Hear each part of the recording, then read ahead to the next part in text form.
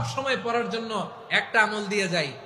উঠতে বসতে, অফিসে যাচ্ছেন, অফিস থেকে ফিরতেছেন, বসে আছেন, শুয়ে আছেন, ছোট্ট এক শব্দে আমরা যেন বেশি বেশি পড়ি আস্তাগফিরুল্লাহ। আওয়াজ করে আমার সাথে পড়ুন আস্তাগফিরুল্লাহ। আবার পড়ুন আস্তাগফিরুল্লাহ। আল্লাহ রাসূল সাল্লাল্লাহু আলাইহি ওয়াসাল্লাম বলেন, মান লাজিমাল ইস্তিগফার, যে সব সময় এরকম ইস্তিগফারের সাথে লেগে থাকে, জাআলাল্লাহু লাহু মিন কুল্লি যিকিন মাখরাজা, আল্লাহ তাআলা তাকে কোনো বিপদে আটকান না, সে জীবনে আটকাবে না। যে কোনো বিপদে আল্লাহ তার রাস্তা বের করে দিবেন। Way out, you will get a way out and solution. সুবহানাল্লাহ।